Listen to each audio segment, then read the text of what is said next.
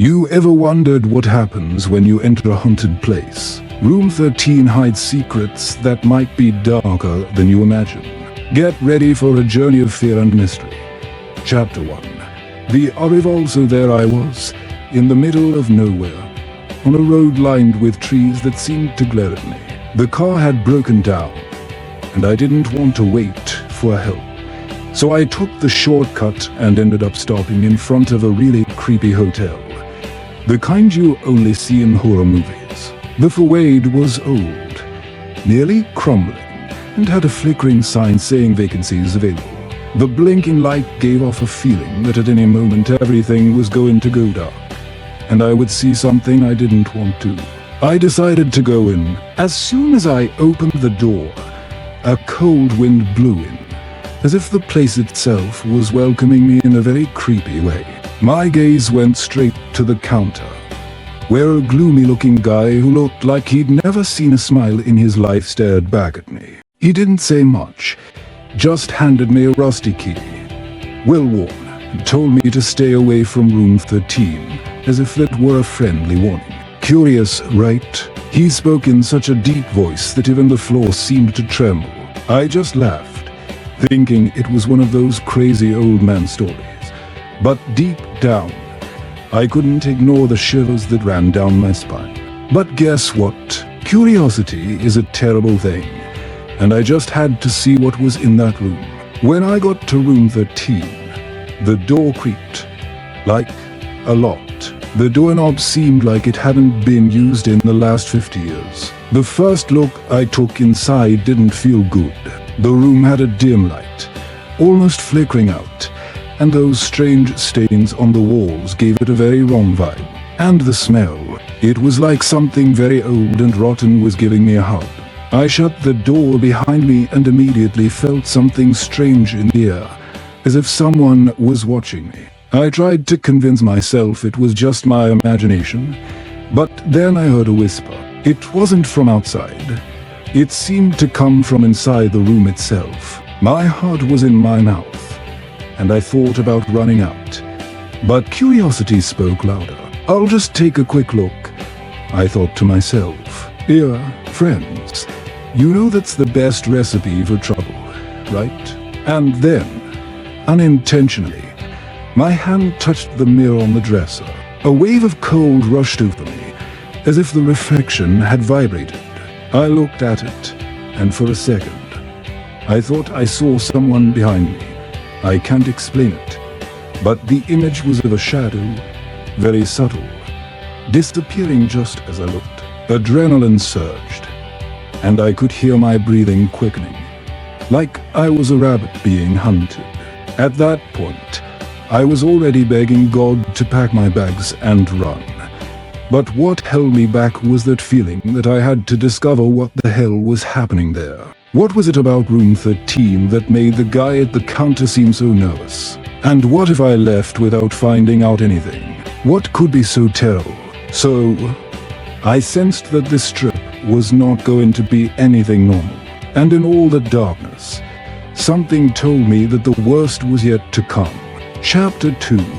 First impression. C was there, standing in room 13, with my heart in my hands. That place didn't feel normal at all. I looked round, trying to gather courage. The walls were dirty and full of marks, as if many people had tried to leave their mark there in some way.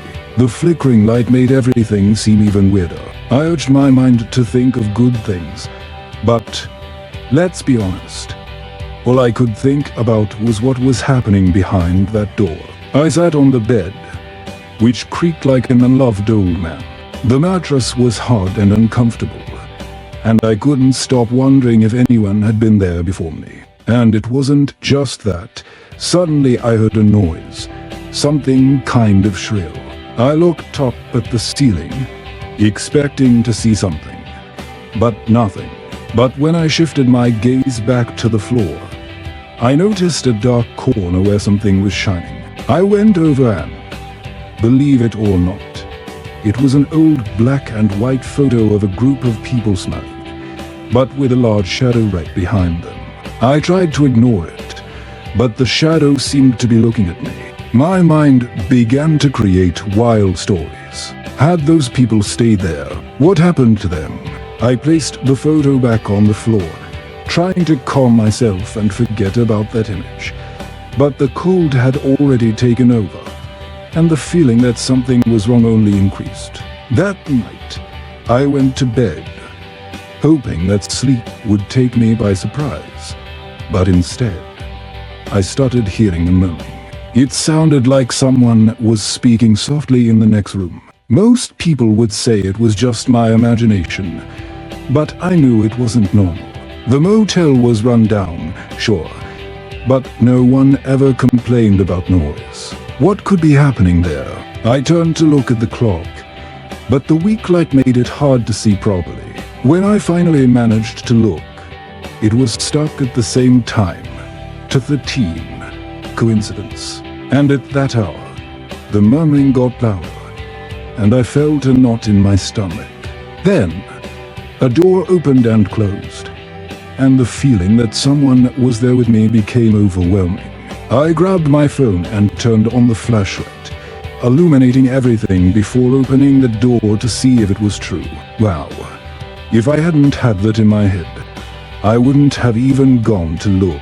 But curiosity, you know. I swept the dirt off the floor, and as soon as I opened the door, the corridor was empty. A cold air hit me in the face, and as soon as I took a step outside, I felt that someone was somewhere. I couldn't explain it, but I knew. I went back to the room, shut the door, and leaned against it. I took a deep breath and tried to relax, but instead, fear just increased. And that murmuring, what was it? What was behind that door? The night dragged on. I couldn't think of anything else. Sleep, that could wait. The only thing in my head was the message that few had the courage to face room 13. The thought that I just wanted to leave increased. But a part of me, the curious part, still wanted to discover what was to come. What would I find there? In the darkness. Chapter 3. The dreams that night was like a nightmare on loop. Every time I closed my eyes, a terrifying image came to mind. First, I saw those people in the photo, now with expressions of fear instead of smiles. They looked like they were calling me, as if they wanted me to step into the picture. And in the midst of all this, the shadow behind them began to move, getting closer. Not to me, but to something much darker. Then, I dreamed that I was inside room 13, but everything was different. The walls stretched, the bed was standing against the wall, and I felt like I was trapped in a labyrinth. The murmuring was now louder, almost like a choir of whispers, each one more shrill and drawn out. But I couldn't understand what they were saying. The mix of fear with that inexplicable sound made me feel like I was losing my mind. And it was at that point that I would wake up with a start. My breath quick, my heart racing. I looked around, and for a moment, I was sure I wasn't alone. That feeling that something was right there, standing in the dark corner, waiting for me to take a peek. But when I shone my phone light, nothing. The room was empty. Silence again, only broken by the pounding of my heart. So it went all night. At some point, I had lost track of time.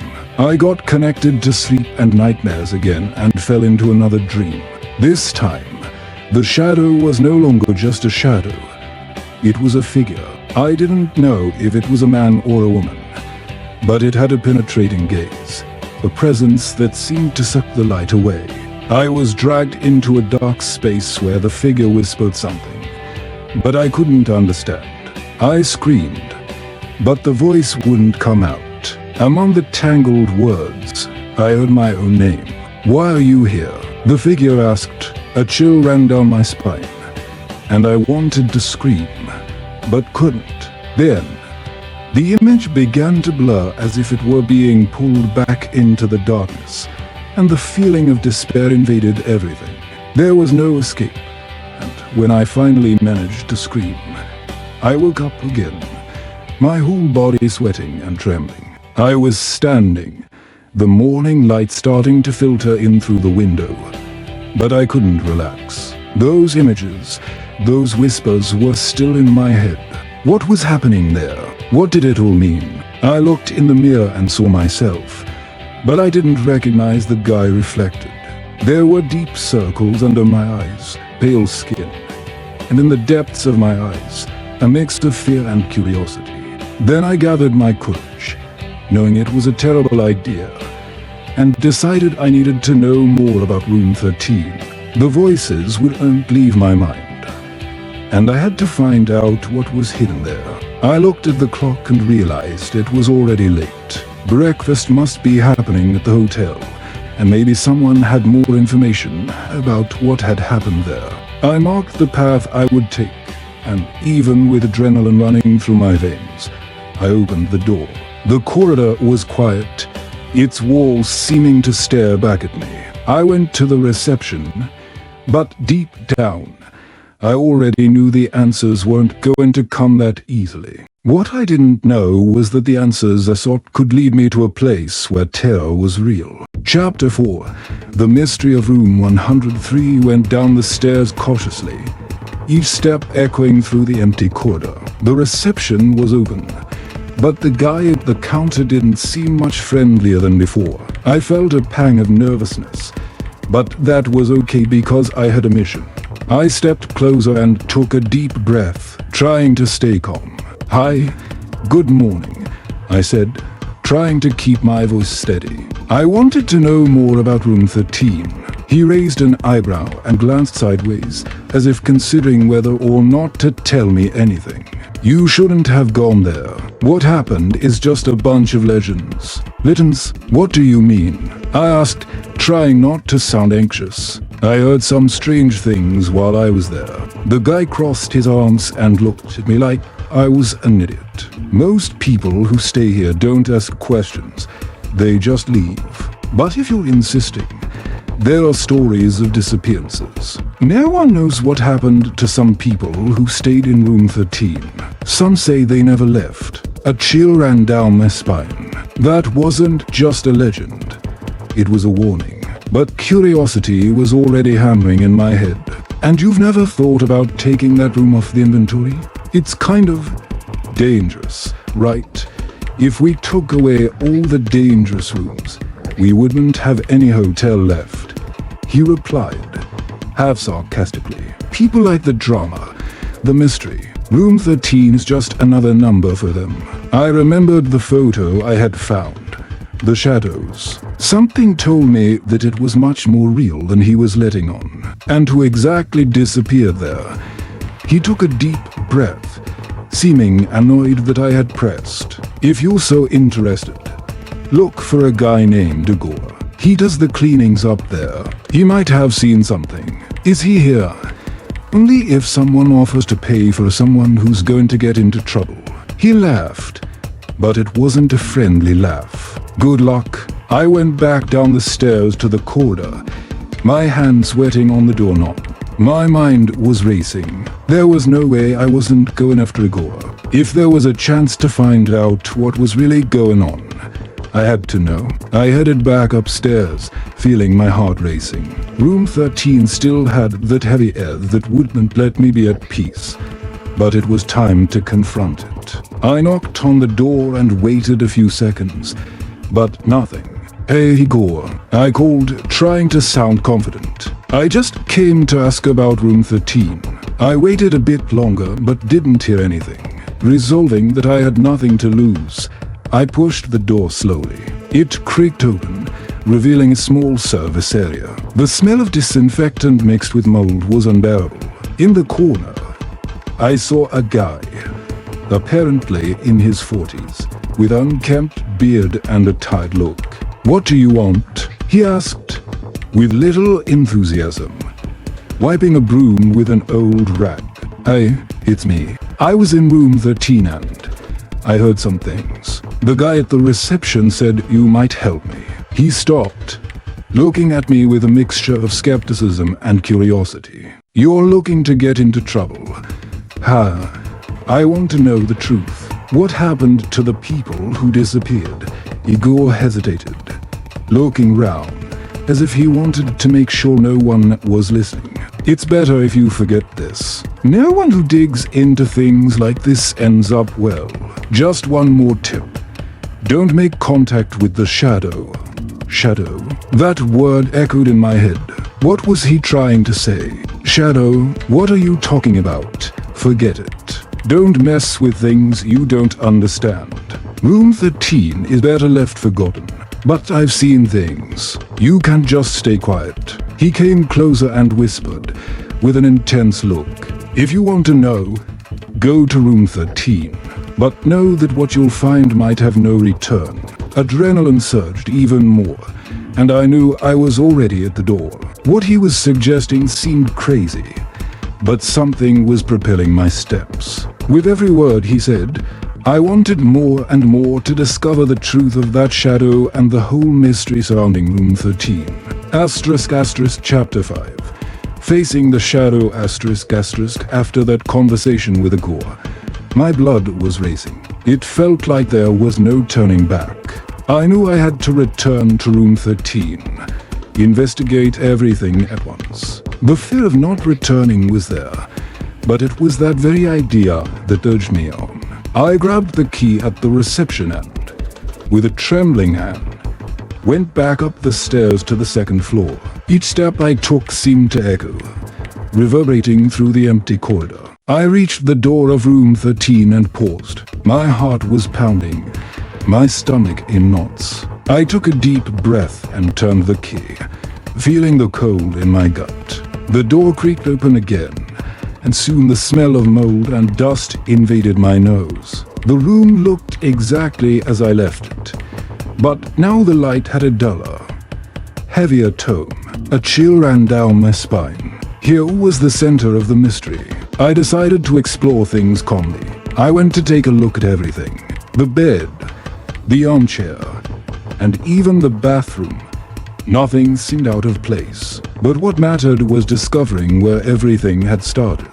The photo, I picked it up from the floor and looked at it again. The people there were a mix of happiness and sadness, and the shadow behind them seemed more threatening every time I looked. Then I couldn't hold back any longer. I needed more answers. I sat on the bed and took my phone, trying to search for anything about room 13. But the signal was terrible.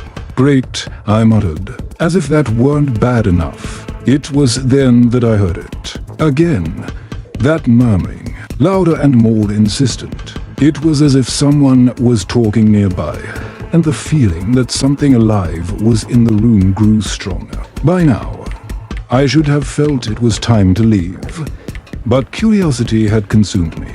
I got up and went to the wall where the shadow seemed to concentrate more. A strange sensation that there was something in the depth of the void, something that wanted to swallow me. The voices now sounded clearer. It was as if they were trying to tell me something. Help us, please. My eyes widened. What was this? What do you want? I asked aloud, like an idiot. But who knows? Maybe someone could hear. The answer came quickly. Stay. Don't go. It was almost a whisper, but it had a tone of urgency. The tension in the air was palpable, and the shadow on the wall seemed to come alive. The walls began to tremble, and I felt a cold that wasn't normal. I wanted to leave, but something was holding me there. Of course, I felt that I had to discover what was behind that mystery. If you're here, why don't you show yourselves? I asked somewhat defiantly, and suddenly, the light in the room flickered, intensifying the murmuring. The shadow moved, creating shapes. I tried to understand, but it was like looking at a puzzle put together wrong. Then I saw something approaching, a vaguely human silhouette, but with a hollow expression. At the same time, the voices grew louder, a mix of whispers and screams. Help us, don't stay, go back. I went into panic mode. Adrenaline was exploding in my veins, and I knew I wasn't prepared for that. I looked at the door and thought about throwing myself out, but a part of me that insane curiosity. Wanted to see how far this would go. "Why should I help you?" I shouted back, feeling the courage. Or was it madness? Swell. What happened here? The figure paused as if it was waiting for an answer. The voices began to blend together, and suddenly, a face emerged from the shadow. A face that seemed familiar. It was one of the people in the photo. Her eyes were filled with despair. "We need someone who isn't afraid." Afraid. "I'm terrified," I shouted, but I couldn't look away. "What do you want from me?" The voice returned, now clearer. "You may be our only hope." And at that moment, terror took over. The room was plunged into deep darkness, and the silhouette moved even closer. I began to understand that maybe this battle wasn't against them, but against the shadow that kept them trapped. The feeling of despair blended with a courage that came out of nowhere. It was time to decide. Either I ran, or I faced it. It wasn't going to be easy, but the answer was right in front of me. The shadow, now much closer, waited for me to make the choice. And deep down, I knew that if I did nothing, those souls would be lost forever. It was my turn to act. If you enjoyed this dive into the unknown and want more dark stories, don't forget to like, subscribe to the channel, and activate the bell. Let's together unveil more mysteries of the shadows.